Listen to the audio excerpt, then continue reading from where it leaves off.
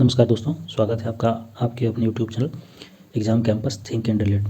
आज की इस वीडियो में हम सितंबर और अक्टूबर महीने का मोस्ट इंपॉर्टेंट करंट अफेयर्स को देखेंगे। तो जिसमें हमारा पहला क्वेश्चन है, भारत के किस व्यक्ति को विश्व बैंक के कार्यकारी निदेशक नियुक्त किया गया है? तो हमारा आंसर हो जाएगा राजेश खुल्लर। राजेश खुल्लर जो हैं, इससे पहले हरियाणा सीएम के मुख्य सचिव थे और इनको अभी विश्व बैंक का कार्यकारी निदेशक नियुक्त किया गया है। ये भारत के साथ ही बांग्लादेश, श्रीलंका एवं भूटान का प्रतिनिधित्व करेंगे। अगर बात की जाए कार्यकारी निदेशक का, तो विश्व बैंक के कार्यकारी निदेशक में कुल 25 सदस्य होते हैं। विश्व बैंक की बात की जाए तो विश्व बैंक की स्थापना ब्रेटन वुड्स सम्मेलन 1945 के तहत इसकी स्थापना की गई है और ये दीर्घकालिक ऋण प्रदान करता है। विश्व बैंक को IBRD के नाम से भी जाना जाता है। चलते हैं हम अगले क्वेश्चन की तरफ। अगला क्वेश्चन है, हाल ही में जापान के नए प्रधानमंत्री के रूप में किसे चुना गया है? तो हमारा आंसर हो जाएगा योशिहिदे सुगा। योशिहिदे सुगा, ये शिंजो आबे के स्थान पर अभी इनको नया PM बनाया गया। शिंजो आबे स्वास्थ्य खराब होने के कारण उन्होंने अपने पद से इस्तीफा दे दिया था। इसके बाद ये जापान के नए PM बने हैं। अगर जापान की बात की जाए तो जापान में फ्यूजियामा ज्वालामुखी है, जो कि वो सुषुप्त ज्वालामुखी है। अगर जापान की मैप की बात की जाए तो जापान में सबसे ऊपर अगर नॉर्थ में देखा जाए तो होकाइडो, उसके बाद होन्शु और सबसे छोटा द्वीप शिकोकू और सबसे दक्षिण में क्यूशू द्वीप से मिलकर बना हुआ है। यहाँ पर सुशीमा जल संधि पाई जाती है, जो कि जापान को कोरियाई प्रायद्वीप से अलग करती है तथा येलो सी को ईस्ट सी से जोड़ती है। चलते हैं हम अपने अगले क्वेश्चन की तरफ।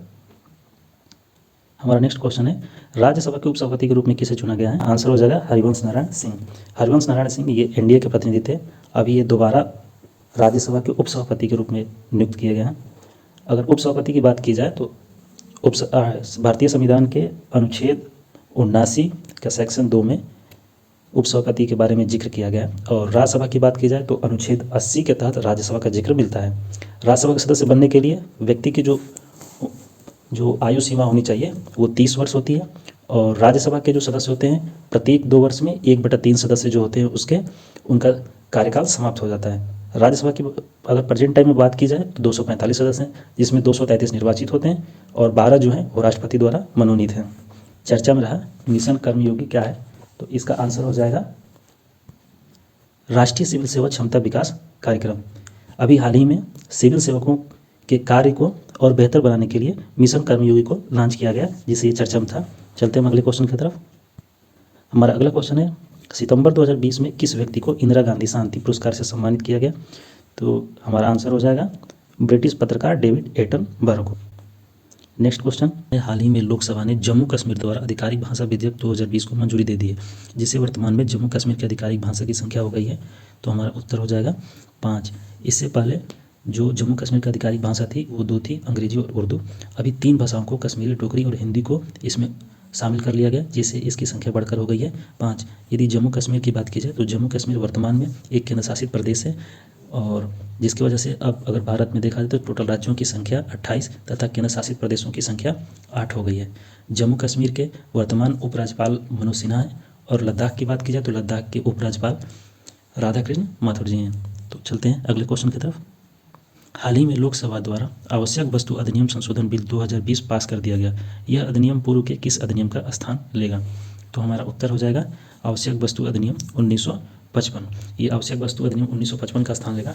आवश्यक वस्तु अधिनियम 1955 के स्थान पर जो संशोधित बिल 2020 है, इसके तहत जो आपके आलू, प्याज, दाल, चावल, खाद्य तेल या तिलहन जो है, इसको आवश्यक वस्तु अधिनियम से निकाल दिया गया है। आवश्यक वस्तु अधिनियम जो था ये आपका 1950 के दशक में लाया गया था। उसमें खाद्यान्न की कमी थी, तो जिससे कि जमाखोरी या कालाबाजारी ना हो, इसलिए आवश्यक वस्तु अधिनियम लाया गया। लेकिन कोरोना महामारी को देखते हुए अभी हाल ही में गवर्नमेंट ने इसमें बदलाव करने की कोशिश की है और इसीलिए ये आवश्यक वस्तु अधिनियम ये 2020 संशोधन बिल 2020 लाया गया, जिसके तहत आलू, प्याज, दाल, चावल और ये जो खाद्य तेल और तिलहन अन्य ऐसी वस्तुएं उनको इससे निकाल दिया गया, इसलिए चर्चा में था। चलते हैं हम अपने अगले क्वेश्चन की तरफ। अगला क्वेश्चन है, सितंबर 2020 में एशियाई विकास बैंक ADB ने किसे भारत देश के निदेशक कंट्री डायरेक्टर के तौर पर नियुक्त किया है? तो हमारा आंसर हो जाएगा टेको कोनिसी। बात की जाए ADB के बारे में तो ADB की स्थापना जो हुई थी 1966 में हुई थी और इसका हेडक्वार्टर जो है फिलीपींस की मनीला में है। एडबी जो है एक क्षेत्रीय विकास बैंक है। हमारा अगला क्वेश्चन है, विश्व बैंक द्वारा जारी ह्यूमन कैपिटल इंडेक्स में भारत का कौन सा स्थान रहा है? तो इसमें भारत को स्थान मिला है 116वां। ठीक है, नेक्स्ट क्वेश्चन की तरफ चलते हैं। सितंबर 2020 में भारत में उड़ीसा स्थित प्रक्षेपण स्थल केंद्र से ब्रह्मोस का सफल प्रायोगिक परीक्षण किया गया। ब्रह्मोस क्या है?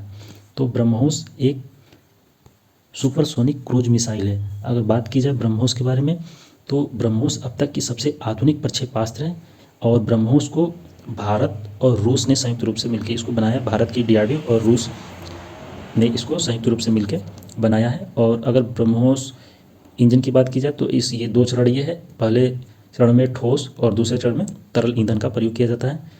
और ब्रह्मोस नाम रूस के मास्कोवा और भारत के ब्रह्मपुत्र नदी के नाम पे इसका नाम ब्रह्मोस रखा गया है। तो हमारा अगला क्वेश्चन है, अक्टूबर 2020 में किन 3 प्रतिष्ठित अर्थशास्त्रियों को एमपीसी मॉनेटरी पॉलिसी कमेटी के सदस्य के रूप में नियुक्त किया गया? एमपीसी का मतलब ये है मॉनेटरी पॉलिसी कमेटी। तो हमारा आंसर हो जाएगा आसिमा गोयल, जयंत आर वर्मा और शशांक भिड़े। मॉनेटरी पॉलिसी जो है ये आरबीआई बनाती है और अभी हाल ही में इसमें सेंट्रल गवर्नमेंट ने 3 लोगों को चयनित किया, आसिमा गोयल, जयंत वर्मा और शशांक भिड़े। मॉनेटरी पॉलिसी की बात की जाए तो मॉनेटरी पॉलिसी प्रत्येक 2 महीने पे आरबीआई द्वारा बनाई जाती है और मॉनेटरी पॉलिसी में कुल 6 सदस्य होते हैं। चलते हैं हम अपने अगले क्वेश्चन की तरफ। केंद्र सरकार ने हाल ही में किस व्यक्ति को भारतीय स्टेट बैंक एसबीआई का चेयरमैन नियुक्त किया है? तो हमारा आंसर हो जाएगा दिनेश कुमार खारा। अगर एसबीआई की बात की जाए तो एसबीआई की स्थापना 1955 में की गई थी और एसबीआई का हेडक्वार्टर जो है मुंबई में है। हमारा नेक्स्ट क्वेश्चन है, हाल ही में कौन सा राज्य अपने ग्रामीण क्षेत्र में 100% घरों को नल जल कनेक्शन मुहैया कराने वाला प्रथम राज्य बना है? तो हमारा आंसर हो जाएगा गोवा। गोवा जो है 30 मई 1960 के भारतीय संघ में शामिल हुआ था और 1987 में इसे पूर्ण राज्य का दर्जा मिल गया। अगर प्रेजेंट टाइम में बात की जाए तो प्रेजेंट टाइम में गोवा के जो सीएम हैं वो हैं प्रमोद सावंत और यहाँ के जो गवर्नर हैं वो भगत सिंह कोश्यारी। इनको अतिरिक्त कार्यभार दिया गया क्योंकि भगत सिंह कोश्यारी जो हैं वो प्रेजेंट टाइम में महाराष्ट्र के गवर्नर हैं, परंतु इनको अतिरिक्त कार्यभार के तौर पर गोवा का भी गवर्नर का कार्यभार सौंपा गया है। अगला क्वेश्चन है, केंद्रीय सड़क परिवहन और राजमार्ग मंत्री नितिन गडकरी ने भारत के पहले मल्टी मॉडल लॉजिस्टिक पार्क की आधारशिला कहाँ रखी है? तो हमारा आंसर हो जाएगा असम। असम की बात की जाए तो असम के प्रेजेंट टाइम के सीएम सर्बानंद सोनोवाल हैं और यहाँ के गवर्नर हैं प्रोफेसर जगदीश मुखी। चलते हैं अपने अगले क्वेश्चन की तरफ। केंद्र सरकार ने किस राज्य में पंचायती राज अधिनियम 1989 को लागू करने की मंजूरी दी है? आंसर हो जाएगा जम्मू कश्मीर। नेक्स्ट क्वेश्चन की तरफ चलते हैं। भारत ने हाल ही में किस देश के साथ 2+2 मंत्री स्तरीय वार्ता के तहत तीसरे दौर में बेका समझौते पर हस्ताक्षर किया है? आंसर हो जाएगा संयुक्त राज्य अमेरिका। बेका का फुल फॉर्म हो जाएगा basic exchange and cooperation agreement. बेका जो है भारत और अमेरिका के बीच रक्षा समझौते को मजबूत करने के लिए जो समझौते किए गए हैं उसमें ये चौथा समझौता था। इससे पहले जो 3 समझौते हैं वो हो चुके हैं। हमारा नेक्स्ट क्वेश्चन है, हाल ही में चर्चा में रहा नागोर्नो काराबाख संघर्ष किन देशों के मध्य में था? तो इसका आंसर हो जाएगा आर्मेनिया और अजरबैजान। आर्मेनिया और अजरबैजान की बात करते हैं तो ये एशिया कॉन्टिनेंट में स्थित है और अजरबैजान जो है ये कैस्पियन सी से सीमा साझा करता है। कैस्पियन सी से इसके सीमा लगते हैं और अजरबैजान की राजधानी बाकू तथा आर्मेनिया की राजधानी एरेवान है।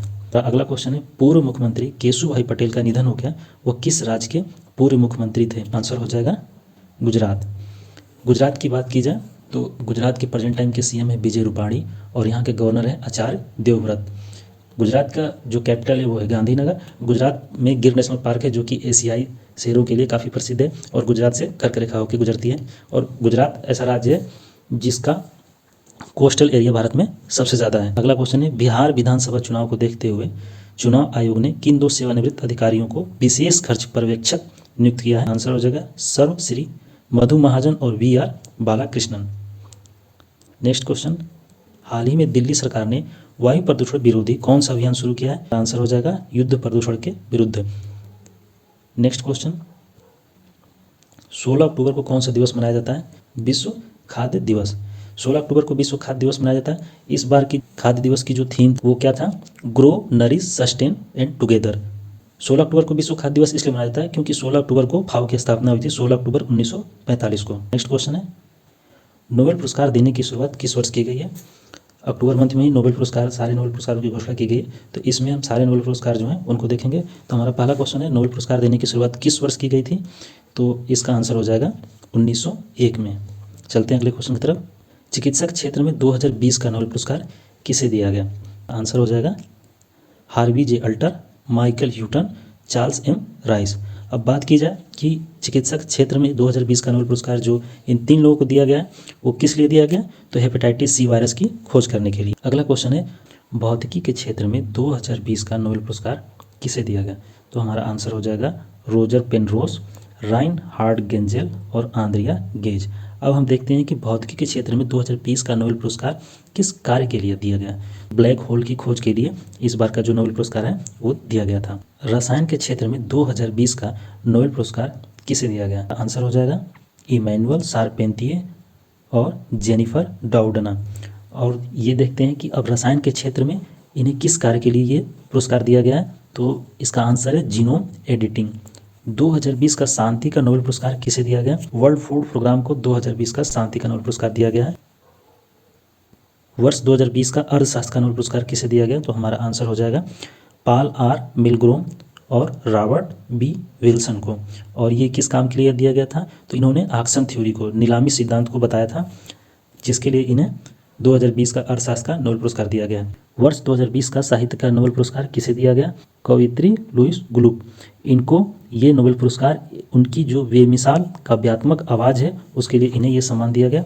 वीडियो को अंत तक देखने के लिए बहुत बहुत धन्यवाद।